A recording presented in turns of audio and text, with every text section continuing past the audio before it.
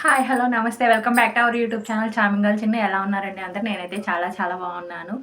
చాలా బాగున్నాను అని చెప్పాలి కాబట్టి చెప్తున్నాను. బాగానే ఉన్నా అంతే అండి. చాలా బాగా, ఇంకా బాగా ఏం లేను. మీరందరూ కూడా బాగుండాలనే కోరుకుంటున్నాను. చాలా రోజులు అయిపోయింది కదండీ మనం లాంగ్ వీడియో పోస్ట్ చేసి. చాలా రోజులు కాదు, చాలా నెలలే అయిపోయింది. ఆఫ్టర్ సమ్మర్ నేను అసలు లాంగ్ వీడియోనే పోస్ట్ చేయలేదు. దానికి చాలా రీజన్సే ఉన్నాయి. యాక్చువల్లీ నా ఛానల్లో చూస్తే, నా ఛానల్లో వచ్చేసి ట్రావెలింగ్, హెల్త్, మోటివేషనల్ ఇవన్నీ ఉంటాయని చెప్తాను కదా. అలాంటి నాకు మోటివేషన్ కొంచెం అవసరమైందని చెప్పొచ్చు. కొంచెం డిప్రెషన్లోకి వెళ్ళిపోయినట్టు అయిపోయింది నాకు. హెల్త్ బాగోట్లేదు. ఇవన్నీ చూసుకుంటా పిల్లలతోటి డైలీ లైఫ్ అయితే ఎలాగో లీడ్ చేయాలి కదా. టైం అయితే ఆగదు. మనకి ప్రాబ్లమ్స్ వస్తాయి, సొల్యూషన్స్ ఎప్పటికప్పుడు దొరుకుతాయి. కానీ టైం ఆగదు, పాస్ అవుతూనే ఉంటుంది. ఆ టైంతో పాటు మనం ముందుకు అడుగు వేయాల్సి ఉంటుంది. నేనైతే ప్రస్తుతం ఆ ప్రాసెస్లోనే ఉన్నాను. ప్రజెంట్ అయితే నాకు ఒక వీడియో చేయాలి, మాట్లాడాలి అనిపించి నేను వీడియో చేయడం స్టార్ట్ చేశాను అనమాట. జస్ట్ ఇంట్లో పని చేసుకుంటున్నాను. ఇప్పుడైతే మార్నింగ్ టైము అరౌండ్ 11:30, 12 అవుతుంది. ఆ వీడియో చేద్దాము అనేసి వీడియో షూట్ చేయడం స్టార్ట్ చేశాను అనమాట. ఒక్క నిమిషం. ఈ వీడియో వచ్చేసి నేను వినాయక చవితి ఫెస్టివల్ అయిపోయిన నెక్స్ట్ డే షూట్ చేస్తున్నాను. సో వినాయక చవితి గురించి మాట్లాడుకుందాం. ఎలా చేసుకున్నారండి ఫెస్టివల్? అందరూ బాగా చేసుకునే ఉంటారు. నేను కూడా బాగానే చేసుకున్నాను, బాగా సెలబ్రేట్ చేసుకున్నాం. జస్ట్ మా ఫ్యామిలీ మెంబర్స్ మేము నలుగురు, మా పాప, బాబు అండ్ మా వారు, నేను ఇక్కడే ఏలూరులోనే ఉన్నాము. ఆబ్వియస్గా ఒకటే హాలిడే వచ్చింది. నెక్స్ట్ డే ఆప్షనల్ హాలిడే ఇచ్చారు, కానీ రెయిన్ ఫాల్ వల్ల స్కూల్కి, ఆఫీస్కి అయితే సెలవు లేదు. సో మేము ఏలూరులోనే ఉన్నాము, ఫెస్టివల్ సెలబ్రేట్ చేసుకున్నాము. బాగానే ఉంది. మీరందరూ ఎలా సెలబ్రేట్ చేసుకున్నారో కూడా తప్పకుండా కామెంట్ సెక్షన్లో తెలియచేయండి. ఇంకో విషయం ఏంటంటే, జస్ట్ పర్సనల్గా ఎక్స్పీరియన్స్ అయిన విషయాల గురించి నేను మీతో షేర్ చేసుకోవాలని వీడియో చేస్తున్నాను అనమాట. అవేంటి అంటే, అవి కొంచెం యూస్ఫుల్ అవుతాయి అనిపించినవి నేను మీకు చెప్తానండి. ఏదో వీడియో చేయాలని, ఏదో ఒక సోది నేను ఏదో ఒకటి చెప్పాలి, వ్యూస్ రావాలి, లేకపోతే వాచ్ అవర్స్ రావాలి అనే ఇదైతే నాకు లేదు. కోర్స్ ప్రతి ఒక్క యూట్యూబర్ కానివ్వండి, ప్రతి ఒక్క ఇన్ఫ్లుయెన్సర్ కానివ్వండి, ఏ సోర్స్ నుంచి ఇన్ఫ్లుయెన్స్ చేయాలని వీడియోస్ కానీ రీల్స్ కానీ చేసిన ఫినాన్షియల్ ప్రాఫిట్ ఎక్స్పెక్ట్ చేసే చేస్తారు. అది కూడా ఒక చిన్న రీజన్ కావచ్చు. కానీ నేనైతే నా ఎమోషన్స్, నా ఆలోచనలు ఏమైనా యూజ్ అవుతాయి, నలుగురికి చెప్పొచ్చు ఈ మాట అనుకుంటేనే నేను దాన్ని ఈ సోషల్ మీడియాలో పోస్ట్ చేయడానికి ఇష్టపడతాను. ఏది పడితే అది పెట్టేస్తే మనోళ్ళు ఉంటారు, రాంగ్ వేలో కన్వే చేసుకొని మనం చెప్పేది ఒకటైతే వాళ్ళకి అర్థమయ్యేది ఇంకొకటి అనమాట. వాళ్ళు ఏదో అర్థం చేసుకొని నెగిటివ్ కామెంట్స్ పెట్టేయడం అలా చేస్తారు. ఇప్పుడు మనం చెప్పే విషయము కరెక్ట్గా ఉంది, ప్రాపర్గా ఉంది, ఇది కరెక్ట్ అని నేను డిసైడ్ అయితేనే దాన్ని నేను వీడియోగా షూట్ చేసి యూట్యూబ్లో పోస్ట్ చేస్తాను. దాన్ని ఇప్పుడు వందలు వేల మంది చూడాలి, మెచ్చుకోవాలి అని కాదు. 100 మందిలో ఒక్కళ్ళైనా సరే ఎస్ తను చెప్పింది కరెక్ట్ అని ఫీల్ అయితే నాకు అది చాలు. అది వాళ్ళు అనుకున్నా అనుకోకపోయినా నేను చేసేది మంచి పని అయినప్పుడు నేను చేస్తాను. అసలు ఇదంతా పక్కన పెడితే ఈ వీడియోస్ అయితే మన యూత్ అసలు చూడరులేండి. మన యూత్ అంటే మీరు యూత్ అంటారేమో. టీనేజ్లో ఉన్న పిల్లలకైతే నేను చెప్పే మాటలు అస్సలు నచ్చకపోవచ్చు. ఎందుకంటే నేను చెప్పేది ఖచ్చితంగా నిజం కాబట్టి, వినడానికి చాలా కష్టంగా ఉంటుంది కాబట్టి. ఇప్పుడు అసలు ఏంటి చెప్పాలనుకుంటున్నానంటే, ఒకటండి, మనకి ఏదైనా సరే మన దగ్గర ఉంటే దాని విలువ మనకి తెలీదు. ఫర్ సపోజ్ అన్నం తింటున్నాం, ఆ 3 పూట్ల అన్నం అక్కడ ఉంటుంది, ఆ అన్నం ప్లేట్లో పెట్టుకొని తినేస్తున్నాము అంటే ఆకలి విలువ తెలీదండి. అన్నం ఉంది, తింటున్నాం. అసలు బాగా ఆకలేసి, ఇప్పుడు పొలంలో రైతు ఉంటాడు, తను ఒక టైంకి వెళ్తారు, అక్కడి నుంచి ఆ పని ఎప్పటికై బయటకు వస్తారో తెలీదు. ఆకలి వేసి క్యారేజ్ తీసుకెళ్ళి ఇస్తే తినేవాళ్ళు ఉంటారు, లేదు వాళ్ళే ఇంటికి వచ్చి తినేవాళ్ళు ఉంటారు, అసలు అన్నం తినకుండా పని చేసేవాళ్ళు కూడా ఉంటారు. ఆకలి వేసి అన్నం తినటం వేరు, అన్నం ఉంది కాబట్టి తినటం వేరు. ఆకలి వేసి తింటేనే ఆ అన్నం విలువ తెలుస్తుంది, ఆ ఆకలి విలువ తెలుస్తుంది, అన్నం తిన్నాము అన్న తృప్తి తెలుస్తుంది. ఈజీగా దొరికితే అది తెలియదండి. ఇంకొకటి relationships. Course what ever it is, mother, father, parents, husband, relatives, friends, ఎవరైనా కానివ్వండి, వీళ్ళందరూ ఒక మనిషికి ఉన్నప్పుడు వాళ్ళ విలువ తెలీదనమాట. మంచి ఫ్రెండ్స్ ఎవరో ఒకళ్ళు కాదు. తప్పుని తప్పు అని చెప్పాలి, రైట్‌ని రైట్ అని చెప్పాలి. మనం వెళ్ళే way of path it is right are wrong అనేది మన ముఖం మీదే చెప్పాలి. ఆళ్ళే నిజమైన ఫ్రెండ్స్, నిజమైన వెల్ విషర్స్ అని నేను గట్టిగా నమ్ముతాను.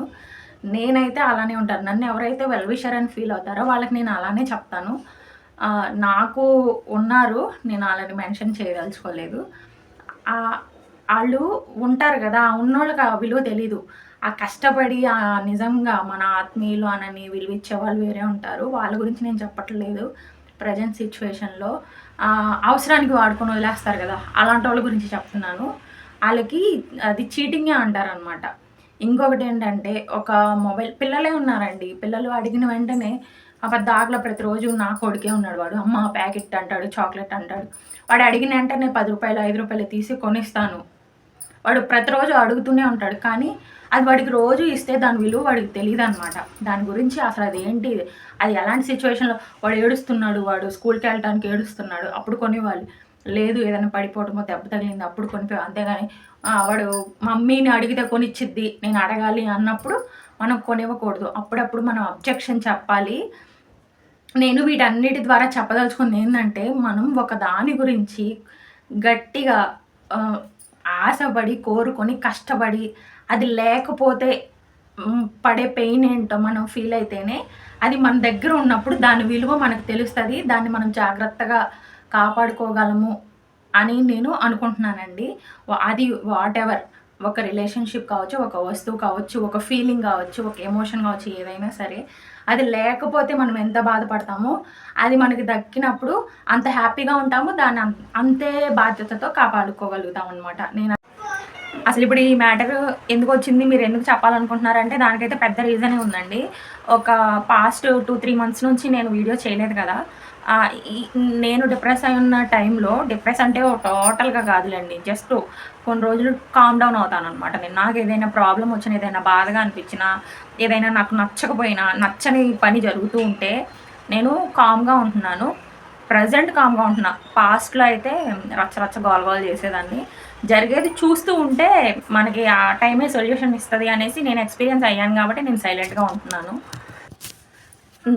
అసలు విషయం ఏంటంటే, చిన్న పిల్లల దగ్గర నుంచి, చిన్న స్కూలింగ్ స్టార్ట్ అవ్వని ఏజ్ పిల్లల దగ్గర నుంచి పెద్ద పొజిషన్లో ఉన్న పెద్దవాళ్ళ వరకు కూడా అసలు ఆ లాజిక్ ఎక్కడ మిస్ అవుతుందో తెలియదు. కానీ చిన్న విషయాలకే వాళ్ళ లైఫ్ సాక్రిఫైస్ చేయటం, చిన్నది మనకి దక్కలేదు అంటే దానికే మన లైఫ్ సాక్రిఫైస్ చేయడం, లేకపోతే రిలేషన్షిప్స్ బ్రేక్ అవ్వటం చాలా బాధగా అనిపిస్తుందండి. అఫ్కోర్స్ ఇప్పుడు నేను ఒకదాన్ని బయటకు వచ్చి మాట్లాడినందువల్ల వీళ్ళందరూ ఏమి సెపరేట్ అయిపోరు కదా, వాళ్ళు అలా అయిపోవాలని నేను చెప్పను. ప్రజెంట్ నేనే ఉన్నాను. ఏదైనా చిన్న గొడవ అయింది, ఆ గొడవ అయిపోతే దాన్ని మనం భూతద్దంలో పెట్టి ఇలా చూస్తే అదే పెద్దగా అనిపిస్తుంది. 24 గంటలు దాని గురించి ఆలోచిస్తే మన మైండ్ పాడైపోయి మన కాన్సన్ట్రేషన్ అంతా దాని మీదకి వెళ్ళిపోయి చిన్న గొడవ కూడా పెద్దగా అయిపోద్ది. ఏదైనా విషయం జరిగింది, కొంచెం టైం ఇవ్వండి ఆ గొడవకి. ఆ గొడవ జరిగిన వెంటనే దాని గురించి ఆలోచించినప్పుడు ఉండే ఎమోషన్కి ఒక 5 డేస్ తర్వాత ఆ గొడవ గురించి ఆలోచించినప్పుడు ఉండే ఎమోషన్కి చాలా డిఫరెన్స్ ఉంటుంది. గొడవ జరిగిన వెంటనే అది పెద్దగా అనిపిస్తుంది మనకి. గొడవ జరిగిన 5 డేస్ తర్వాత ఓకే పర్వాలేదు, ఇది కూడా పార్ట్ ఆఫ్ ద లైఫ్ అని అనిపిస్తుంది అనమాట. అలాగే ఏదైనా వస్తువు కానీ, ఏదైనా రిలేషన్షిప్ కానీ మనకి దొరకలేదు అంటే యూ కెన్ ట్రై. మనకి లైఫ్ ఉంది, చక్కగా బోల్డన్ని డేస్ ఉన్నాయి, బోల్డన్ని ఇయర్స్ ఉన్నాయి.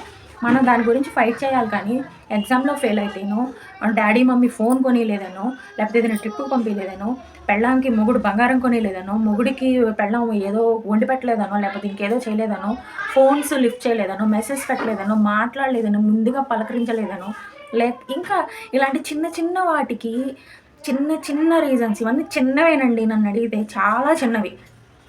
కష్టాలు, బాధలు అనేవి పెద్దవి ఉంటాయి. వాటి గురించి మాట్లాడే అర్హత కూడా మనకు లేదు. ఎందుకంటే అవి ఫేస్ చేసే వాళ్ళకి ఇవన్నీ నథింగ్స్ అనమాట. అలాంటి చిన్న విషయాల గురించి మనం ఎక్కువ దానికి ఎంత అయితే మనం టైము కేటాయించాలో అంతే టైం కేటాయించాలి, అంతే తక్కువ ఫీల్ అవ్వాలి. అంతేగాని మన లైఫ్స్ సాక్రిఫైస్ చేయటం, మన రిలేషన్షిప్స్ సాక్రిఫైస్ చేయటం ఇలాంటివి జరగకూడదు. ఇలాంటివి ఎందుకు అవుతున్నాయి అంటే నేను చెప్తున్నాను కదా, ఇంత టైంలో మనకి ఫెసిలిటీస్ రావాలి అన్న కోరిక, కేవలం దానివల్లే ఇవన్నీ జరుగుతున్నాయండి. ఏది ఈజీగా దొరికితే దానికి విలువ ఉండదండి. ఈజీగా ఇప్పుడు నేను ఒక ఫోన్ అడిగా మా మమ్మీ నాకు ఫోన్ కొనిచ్చింది. రేపు ల్యాప్‌టాప్ అడుగుతా, ఆమె కొనివ్వలేదు. నాకు ఫోన్ కొనిచ్చింది, ల్యాప్‌టాప్ కొనివ్వలేదు అని నేను ఏడుస్తా. కానీ దానికి వెనక ఉండే కష్టం ఏంటో నాకు తెలిస్తే నేను ఒక నిమిషం ఆలోచిస్తా. ఏదైనా అంతే. ఫుడ్ అయినా సరే అంతే. పిల్లలకి ప్రతిరోజు రుచిగా వండిపెట్టి 24/7 రుచిగా వండిపెట్టి, ఇంకొక రోజు మనకి లేదు, సర్టెయిన్ అమౌంట్ ఇంట్లో లేదని ఒక పచ్చడి చేసి పెడితే, పచ్చడి చేసి పెట్టిన రోజు వాళ్ళు ఫుడ్ తినరు. మనం పచ్చడి టేస్ట్ చేయాలి, కర్రీ టేస్ట్ చేయాలి, సో మెనీ ఐటెమ్స్ టేస్ట్ చేయాలి. అసలు నథింగ్ ఫుడ్ ఉన్న రోజు కూడా మనం ఫేస్ చేస్తే ఈ మూడిటి విలువ మనకి తెలిసిద్ది. నేను చెప్పాలనుకున్నది మీకు అర్థమైంది అనుకుంటున్నాను. అర్థం అవ్వేలా చెప్పడానికి నేను ట్రై చేశానని నేను అనుకుంటున్నాను. నేను చెప్పదలుచుకుంది ఏంటంటే, ఏది కూడా ఈజీగా మనకి రావాలి అని మనం ఆశించకూడదు. మనకి ఇక్కడ రాసిపెట్టి ఉంటదండి పుట్టినప్పుడే. ఒక మనిషి గానీ ఏదైనా సరే మనం పుట్టిన దగ్గర నుంచి చనిపోయేలోపు మనకి ఏదేది కావాలో మనం ఆశపడినా పడకపోయినా అది మనకొస్తది. మనుషులైనా సరే మన దగ్గరికొస్తారు. మనకి భగవంతుడు అన్నీ ముందుగానే ఒక ప్రోగ్రామ్ సెట్ చేసి పెట్టుంటాడు. ఆ ఎగ్జిక్యూషన్ ప్రాసెస్‌లో మనం కొట్టుకొని చస్తూ ఉంటామనమాట. ఆ కొట్టుకొని చావడం అనేది కొంచెం తగ్గించుకున్నాం అనుకోండి, మనశ్శాంతిగా, ప్రశాంతంగా ఉంటామని నేనైతే గట్టిగా నమ్ముతాను. నేను కూడా ఆ కొట్టుకొని చచ్చే బ్యాచ్‌లో ఉన్నదాన్నే.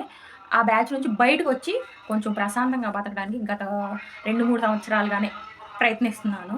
ఆఫ్‌కోర్స్ ఆ ప్రయత్నంలో నేను సక్సెస్‌ఫుల్‌గా ముందుకెళ్తున్నానని నేను అనుకుంటున్నాను. దేనికి ఎక్కువగా రియాక్ట్ అవ్వద్దండి. బ్యాడ్ సిట్యుయేషన్స్ ఉంటాయి. బ్యాడ్ సిట్యుయేషన్సే మన జీవితం అనుకోకూడదు. బ్యాడ్ వెనకే గుడ్ కూడా ఉంటుంది. బ్యాడ్ సిట్యుయేషన్స్‌ని ఫేస్ చేసి గుడ్ సిట్యుయేషన్స్‌ని ఫేస్ చేయొచ్చండి. చాలా ఈజీ అనమాట అది. కానీ ముందు గుడ్ సిట్యుయేషన్స్‌ని ఫేస్ చేసి తర్వాత బ్యాడ్ సిట్యుయేషన్స్‌ని ఫేస్ చేయడం చాలా కష్టం. ఇన్ కేస్ ఆ ఫేజ్ ఆఫ్ లైఫ్ మన లైఫ్‌లోకి వచ్చినా కూడా మనం దాన్ని హ్యాండిల్ చేసి ముందుకు వెళ్తే ఖచ్చితంగా మనకి గుడ్ టైమ్ అనేది స్టార్ట్ అవుతది. హ్యాపీగా ఉంటాము. మనం నెవర్ గివ్ అప్ అండి. బ్యాడ్ సిట్యుయేషన్స్‌ని దాటడానికి మనం అసలు గివ్ అప్ ఇవ్వకూడదనమాట. మనకి ఆ ఫేస్ చేసే క్యాపబిలిటీ ఉంటేనే భగవంతుడు దాన్ని మన వరకు తీసుకొస్తాడు. దీన్ని నేను గట్టిగా నమ్ముతా. Of course whatever it is financial issue, relationship issue, health issues, మనకి ఫ్యామిలీ మెంబర్స్ నుంచి గొడవలు కానీ, any type of situation whatever it is a bad situation, we can fight. ఆ క్యాపబిలిటీ మనకుంటేనే భగవంతుడు దాన్ని మన వరకు తీసుకొస్తాడు. మనం క్యాపబుల్ లేనప్పుడు భగవంతుడు మన దగ్గరికి తీసుకురాడు ఖచ్చితంగా. నువ్వే చేసావు, వాళ్ళ వల్ల ఇది వచ్చింది, వీళ్ళ వల్ల ఇది వచ్చిందని మనం అనుకుంటాం గానీ, అదంతా నథింగ్. అది మనం ఫేస్ చేయాలనుంది, మన వరకు వచ్చింది. లాస్ట్ మినిట్ వరకు అసలు ఏమవుతుందో చూడటము, మనం చేయటం అంతే. కానీ ఎక్కడా మనం డౌన్ అవ్వద్దు. ఇంకొకటేంటంటే, ఏది ఊరక వచ్చేదండి. ఏది కూడా ఊరక మన వరకు రావాలి అని అనుకోవద్దు. రాలేదని బాధపడొద్దు. దాని గురించి ఎఫర్ట్ పెట్టాలి. దాన్ని మనం సాధించుకోవాలి. వచ్చిన తర్వాత దాన్ని మనం జాగ్రత్తగా కాపాడుకోవాలి. గెలవటం గొప్ప కాదు. గెలిచిన దానిని జాగ్రత్తగా కాపాడుకోవటం చాలా ఇంపార్టెంట్. అది ఒక పేరు కానివ్వండి, ఒక వస్తువు కానివ్వండి. ఫైట్ చేయడం, గెలవటం గొప్ప కాదు. నేను గట్టిగా చెప్తున్నాను. దాన్ని జాగ్రత్తగా కాపాడుకోవాలి. అది ఒక పేరైతే, మంచి పేరు అనుకోండి. మనం ఎంతో చేస్తాం మంచిగా, మంచోళ్ళం అనిపించుకోవడానికి. ఒక చిన్న ఎదవ పని చేసామనుకోండి, పుసుక్కుని వీళ్ళు ఎదవ అని అనేస్తారు. సొసైటీ అది. దాన్ని కాపాడుకోవటం చాలా ముఖ్యం అనమాట. నేనైతే ఇదే చెప్పాలనుకుంటున్నాను. ఇంతకంటే ఎక్కువ చెప్తే వీడియోని అసలు ఎవరికి దేకరని నాకు తెలుసు. అట్‌లీస్ట్ నేను చెప్పింది కరెక్ట్ అనుకుంటే కామెంట్ సెక్షన్‌లో తప్పకుండా yes ma'am you are right అని చెప్పండి. లేదు మీరు ఏదైనా ఫీడ్‌బ్యాక్ ఇవ్వాలనుకున్నా ఖచ్చితంగా చెప్పొచ్చు. ఇదండి ఇవాళ వీడియో అయితే. ఈ వీడియోని ఇంతవరకు చూసినందుకు మీకు చాలా చాలా థ్యాంక్ యూ. అలాగే కీప్ వాచింగ్ టు చామింగల్ Chinnu YouTube channel. Keep supporting like this. Thank you for watching. Thank you so much. Bye.